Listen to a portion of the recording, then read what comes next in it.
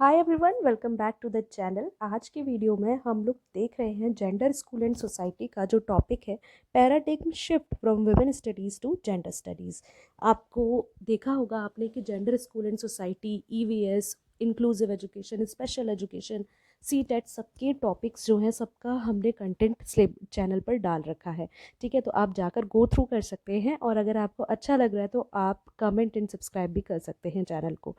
चलिए, तो उस टॉपिक को स्टार्ट करने से पहले मैं आपको अपने बारे में बता दूं। मेरा नाम है काजल, मैं हूं असिस्टेंट प्रोफेसर। तो स्टार्ट करते हैं आज का टॉपिक। देखो, हमारे टॉपिक का नाम है पैराडिग्म शिफ्ट, जो है विमेन स्टडीज़ से जेंडर स्टडीज़ में, है ना।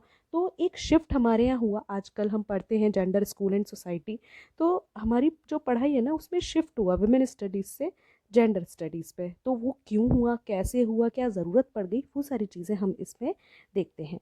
ठीक है, तो भाई एक बात समझ लीजिए कि विमेन स्टडीज़ और जेंडर स्टडीज़ जो है ना, उनमें ये डिफरेंस है कि विमेन स्टडीज़ जो थी बहुत ही एक आइसोलेशन में हम उसको पढ़ रहे थे, जबकि जो जेंडर स्टडीज़ है वो हम बहुत ही वास्ट एरिया में पढ़ रहे हैं। उसमें हम बहुत सारी चीज़ों को कनेक्ट कर रहे हैं एक दूसरे से, है ना। जब हम विमेन स्टडीज़ पढ़ रहे थे तो हम सिर्फ औरतों की एक पर्सपेक्टिव के बारे में पढ़ रहे थे, जबकि जेंडर में हम बहुत सारे पर्सपेक्टिव्स को देखेंगे। अभी हम वन बाय वन यहाँ पर क्या देखेंगे, डिफरेंसेस देखेंगे दोनों में। तो स्टार्ट करते हैं उसको।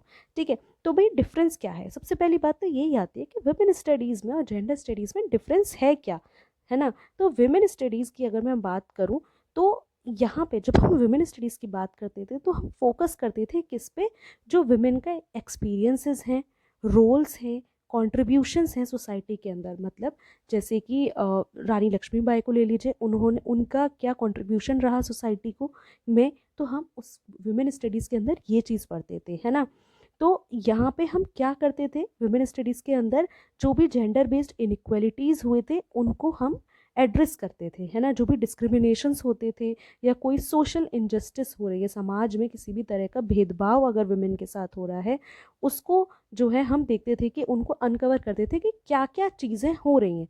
ठीक है, तो यहाँ से हमें क्या समझ में आया कि विमेन स्टडीज़ क्या थी। विमेन स्टडीज़ थी जहाँ पे हम विमेन के कंट्रीब्यूशन के बारे में, विमेन का कंट्रीब्यूशन सोसाइटी के लिए क्या है, इन सब चीज़ों के बारे में हम बात करते थे। ठीक है, लेकिन जेंडर स्टडीज़ में हम क्या बात कर रहे हैं, जो जेंडर स्टडीज़ है उसका फोकस क्या है, ये थोड़ा सा और ब्रॉड है।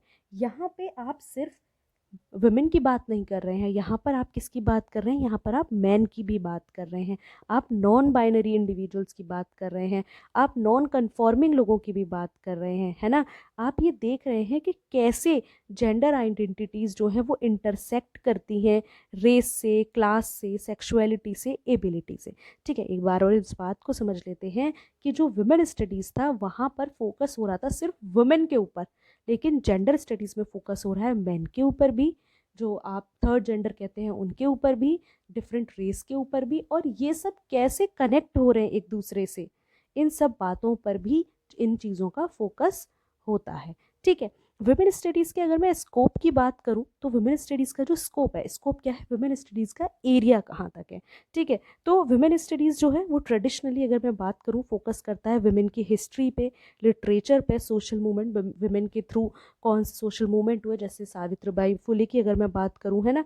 क्या जेंडर रिलेटेड इश्यूज थे जो स्पेसिफिकली वुमेन को लेकर थे, है ना। जैसे कि रिप्रोडक्टिव राइट्स हो गए, या वर्क प्लेस पर डिस्क्रिमिनेशन हो गया, सैलरी को लेकर डिस्क्रिमिनेशन हो गया, या फिर जेंडर बेस्ड वायलेंस हो गई, है ना। तो ये चीज़ें वुमेन स्टडीज़ के अंदर पढ़ते हैं, जबकि जेंडर स्टडीज़ के अंदर हम क्या कह रहे हैं, सिर्फ वुमेन की बात नहीं कर रहे हैं, हम मैन की भी बात कर रहे हैं, है ना। तो आप मैस्कुलिनिटी स्टडीज़ के बारे में पढ़ रहे हैं, आप क्वेयर थ्योरी के बारे में पढ़ रहे हैं, ट्रांसजेंडर्स के बारे में पढ़ रहे हैं, इंटरसेक्शन के बारे में पढ़ रहे हैं, जेंडर आइडेंटिटी के बारे में पढ़ रहे हैं। जेंडर आइडेंटिटी क्या होती है, टॉपिक ये पढ़ा हुआ है चैनल पर, आप जाकर देख सकते हैं, पूरे सारे कॉन्सेप्ट जेंडर के पढ़े हुए हैं, पहले आप वहाँ देखिए।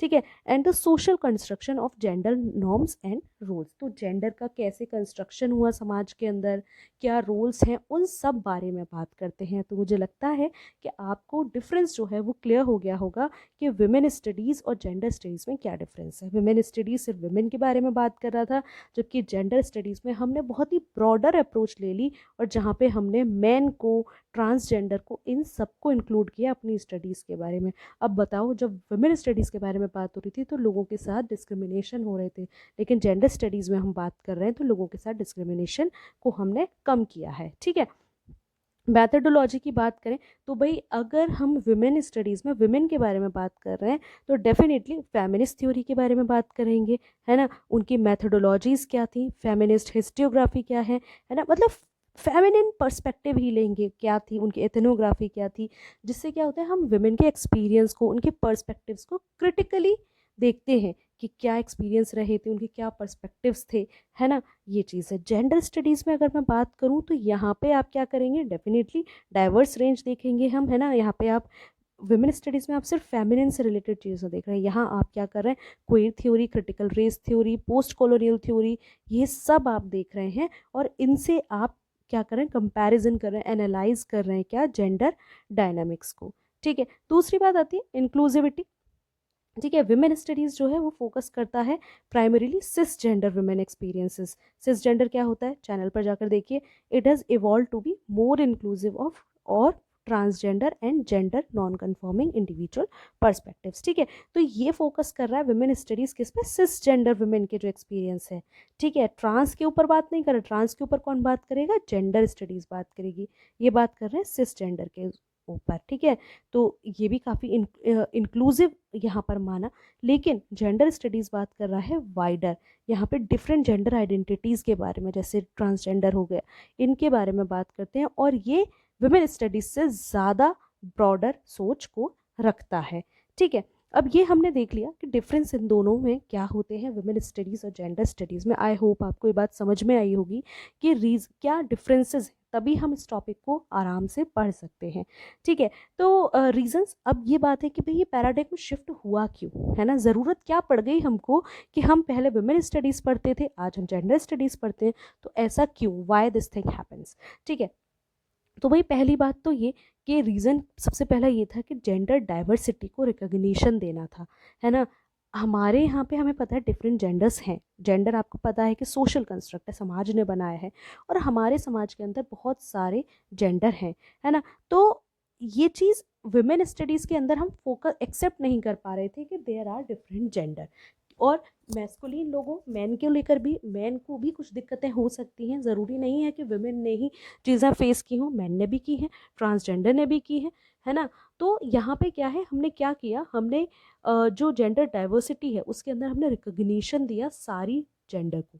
ठीक है, तो देखो यहाँ हमने लिखा भी है कि the shift acknowledges that gender is not limited to a binary concept, सिर्फ मेल और फीमेल ही जेंडर नहीं है, जबकि यहाँ पे डिफरेंट आइडेंटिटीज़ और एक्सप्रेशन आते हैं, है ना। और ये रिकग्निशन जो है ये कहता है कि विमेन स्टडीज़ जो हैं वो विमेन, मतलब लाइफ में विमेन एक्सपीरियंस से ज़्यादा और भी ज़्यादा इंपॉर्टेंट चीज़ें हैं जिनको हमें इंक्लूड करना है अपनी स्टडीज़ के अंदर। तो पहला रीज़न हो गया हमारा रिकग्निशन ऑफ जेंडर डाइवर्सिटी। दूसरी बात आती है इंटरसेक्शनलिटी। ठीक है, एक ये सेकंड फैक्टर था हमारा। तो जो कॉन्सेप्ट है इंटरसेक्शनलिटी का, ये किम्बरले क्रेंशॉ ने हाईलाइट किया था और इन्होंने बताया था कि सोशल आइडेंटिटीज़ जो हैं वो इंटरकनेक्टेड होती हैं। ठीक है, और ये हमें कैसे पता चला, ये एविडेंट हुआ that gender based analysis needed to consider these intersecting identities to fully understand power dynamics and inequalities. अगर आपको इनइक्वालिटीज़ को एक साथ पढ़ना है, अगर इनइक्वालिटीज़ को आपको ठीक से समझना है, आपको पावर डायनेमिक्स ठीक से समझना है, तो आपको जेंडर, सारे जेंडर के बारे में आपको पढ़ना पड़ेगा, आप सिर्फ विमेन के बारे में नहीं पढ़ सकते।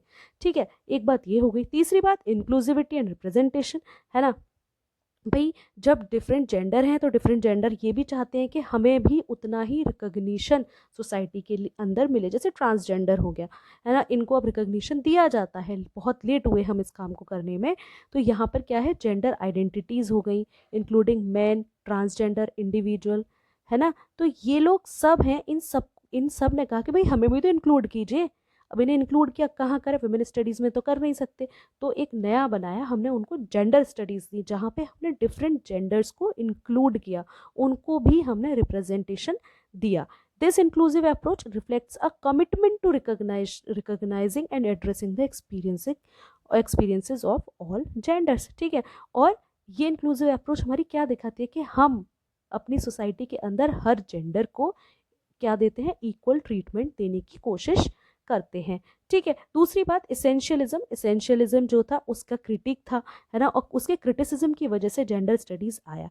ठीक है, देखो जो वुमेन स्टडीज था ना वो फेस कर रहा था क्रिटिसिज्म किससे, इसेंशियलिज्म पे, जहाँ पे क्या था कि एक्सपीरियंसेस और आइडेंटिटीज जो थी वो फिक्स थी, यूनिवर्सल थी सारी वुमेन को लेकर के, है ना। तो अब क्या हुआ कि जब आप जेंडर स्टडीज में आए तो जो वुमेन का रोल था वो काफ़ी ब्रॉड हुआ, है ना। हाउ यहाँ पे हमने देखा कि जेंडर किस तरीके से कंस्ट्रक्ट हो रहा है, किस तरीके से परफॉर्म हो रहा है, ये सारी चीज़ें हमने यहाँ पर देखी। तो जो इसेंशियलिज्म के क्रिटिसिज्म की वजह भी एक रीज़न है कि यहाँ पर एक पैराडिग्म शिफ्ट हमें वुमेन स्टडीज़ से जेंडर स्टडीज़ पर देखने को मिलता है। फिर आता है एक्सपेंडिंग एकेडमिक डिस्कोर्सेस। ठीक है, तो जेंडर स्टडीज़ इमर्ज हुआ किससे, एकेडमिक डिस्कोर्सेस जो है वो एक्सपेंड हुए। देखो हम सबकी पढ़ाई है, हर बार हम जाते हैं नए सब्जेक्ट्स पढ़ते हैं तो नए एकेडमिक डिस्कोर्सेज आए, क्वीर थ्योरी आई, मैस्कुलिनिटी स्टडीज़ आ गई, ट्रांसजेंडर स्टडी आई, कहाँ ले जाएंगे इनको, पढ़ना पड़ेगा जेंडर स्कूल एंड सोसाइटी में। तो क्या हुआ कि शिफ्ट किस लिए, इसीलिए हुआ, क्यों हुआ कि अब एकेडमिक डिस्कोर्सेज बढ़ रहे थे, एक्सपैंड हो रहे थे, तो वो क्या हुआ, वो भी हमें यहाँ पे डालने थे, और वो एक रीज़न बना किस लिए, इस चीज़ को जो शिफ्ट हुआ हमारा वुमेन स्टडीज़ से जेंडर स्टडीज़ में, इसके लिए। ठीक है, तो ये जो इंटरडिसिप्लिनरी पर्सपेक्टिव है ना कि मैस्कुलिनिटी स्टडीज़ हैं, ये हैं, तो इन सब ने कॉन्ट्रीब्यूट किया किसमें, और कॉम्प्रहेंसिव स्टडीज़ अगर हम करें, अंडरस्टैंडिंग करें gender as a complex and multifaceted social construct में। ठीक है, then global and cultural context, भाई ग्लोबल और कल्चरल कॉन्टेक्स्ट भी एक बहुत इंपॉर्टेंट पार्ट हो जाता है। तो ग्लोबलाइजेशन जो है फेमिनिस्ट मूवमेंट का, जो फेमिनिस्ट मूवमेंट आया उसका ग्लोबलाइजेशन हुआ, तो उससे क्या हुआ, लोगों को जेंडर इश्यूज़ के बारे में पता लगने लगा, लोगों को पता लगने लगा कि हाँ भाई जेंडर इश्यूज़ हैं, है ना। और इस वजह से हमें एक बहुत बड़ा शिफ्ट जो है वो देखने को मिलता है ना। जेंडर स्टडीज़ का स्कोप एक्सपेंड हुआ जिससे डाइवर्स कल्चरल पर्सपेक्टिव्स आए, और जिसकी वजह से बहुत सारी चीज़ें हम चेंज होते हुए हमने देखी। ठीक है, नेक्स्ट आता है institutional support. Many academic institutions जो हैं, सबसे बड़ी बात कि इंस्टीट्यूशंस ने भी ये रिकॉग्नाइज किया कि भाई ज़रूरत है हमें कि हम वुमेन स्टडीज़ को और ब्रॉडर एरिया में देखें, हम सारे और लोगों की भी डिफरेंसेस को हम एकोमोडेट करें। तो वो चीज़ भी आई और उसने भी कंट्रीब्यूशन किया पैराडिग्म शिफ्ट के ऊपर। ठीक है, ये इंस्टीट्यूशनल सपोर्ट जो है इसने लेजिटिमाइज किया जेंडर स्टडीज़ को as a distinct field of theory. देखो जब तक कॉलेजेस और आपके जो अकेडमिशियन हैं वो लोग अगर सपोर्ट नहीं करेंगे ना, तब तक आप जेंडर स्टडीज़ को लेजिटिमाइज नहीं कर सकते। तो क्या हुआ, इनका एक रोल हुआ और इन्होंने भी इस चीज़ को किया। ठीक है, तो ठीक है, तो हमारा जो ये टॉपिक था, तो इसको अगर मैं बात कहूँ कि अगर मैं बात कहूँ कि वुमेन स्टडीज़ से जेंडर स्टडीज़ में जो शिफ्ट है वो क्या रिफ्लेक्ट करता है, वो मोर इंक्लूसिव, मोर डायनेमिक अप्रोच जो है, जेंडर को समझने का बहुत ही डायनेमिक जो एरिया है वो उसकी बात करता है। ठीक है, तो अगर इसको मैं पढ़ दूँ अगर आपके लिए, तो overall the paradigm shift from women studies to gender studies reflect a more inclusive, intersectional and dynamic approach to understanding gender and its intersection with other social categories, contributing to ongoing discussions and activism surrounding gender equality and gender just and social justice. ठीक है, तो यही है इस topic के अंदर कि shift हुआ, क्यों हुआ, कैसे हुआ, ये हमने देखा इस टॉपिक के अंदर।